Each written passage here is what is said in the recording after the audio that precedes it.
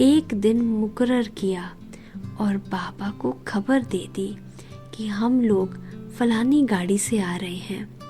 मैंने घर से कुछ नहीं लिया। उस समय गाड़ी का किराया भी बहुत कम होता था। एक जोड़ी कपड़े पहने हुए थे और एक जोड़ी कपड़े हाथ में लेकर निकली।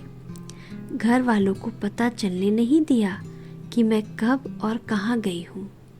ऐसे एक एक निकल आई। किसी के पास खाने के लिए कुछ नहीं था, ना पीने के लिए। जैसे जैसे समय बीतता गया, घर वाले हैरान हो गए कि बच्चियां अभी तक घर क्यों नहीं आई है।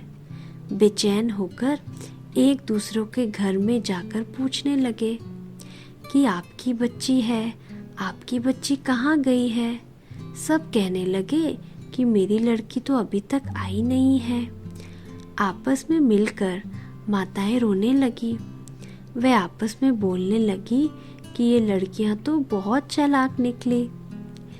जब हम बाबा के पास पहुंची तो बाबा ने कहा, बच्चे, पहले तुम अपने अपने घर वालों को टेलीग्राम दो कि हम यहाँ हैं। बेचारे वे कितने परेशान हो गए होंगे। जाओ, पहले ये काम करो। हमने घर पर टेलीग्राम दिया कि हम यहाँ आई हैं, आप हमारी चिंता ना करें। बाबा ने हमें अपने पास नहीं रखा। उस समय बड़ी दीदी और क्वीन मदर भी बांदेली थी। बाबा ने एक बंगला अलग से लेकर उनको उसमें रखा था। हम सब बहनों को बाबा ने उनके पास भेजा ताकि हमारे घर वालों को बताया जा सके कि वह हमारे पास नहीं है, अपनी सखियों के पास है। इस बीच हैदराबाद में एक ऐसा व्यक्ति निकला जो ये बात फैलाने लगा कि दादा कोलकाता से सुरमा लाया है, उसको सबकी आंखों में डालकर जादू करता है। मैं आपको जादू पढ़कर देता हूँ, इसको आप अपनी कन्याओं और माताओं पर फेंकेंगे तो दादा द्वारा लगाया गया जादू उतर जाएगा और वह अपने आप लौट कर आएंगी। ऐसे ऐसे ओम मंडली के विरोधी इकट्ठे होते होते एंटी ओम मंडली का जन्म हो गया।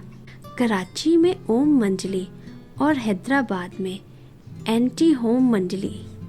हम कन्याएं जो हैदराबाद से योजना बनाकर कराची आई थी, उनमें से मनोहर बहन भी एक थी और उनकी माँ ही सबसे पहले उनसे मिलने आई। बाबा ने उस माता से कहा कि फलाने बंगले में जाकर मनोहर से मिलो। वो हमारे बंगले में आई और मनोहर बहन से बात करते करते उनको बाहर बगीचे में ले गई। थोड़ा समय वहाँ बात करने के बाद धीरे धीरे उसको गेट से बाहर ले गई। जैसे ही मनोहर बहन गेट से बाहर गई, बाहर कार से दो भाई आए और उनको उठाकर गाड़ी में ले गए तो दूसरी बहनों के माँ बाप को भी हिम्मत आई कि हम भी अपनी बच्चियों को ऐसे ले जा सकते हैं। बंगले के बाहर बहुत बड़ा बगीचा था। कोई माँ अपनी बेटी से, कोई भाई अपनी बहन से, कोई पति अपनी पत्नी से इधर उधर खड़े होकर बातें कर रहे थे। कोई झगड़ा कर रहे थे, कोई रो रहे थे।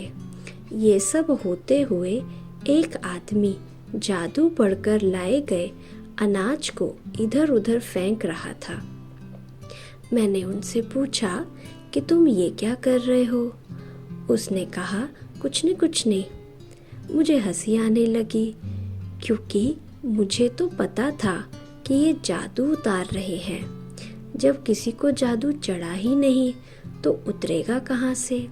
लेकिन सिंध के लोगों को भ्रम पैदा हुआ था कि ओम मंडली वाले जादू करते हैं।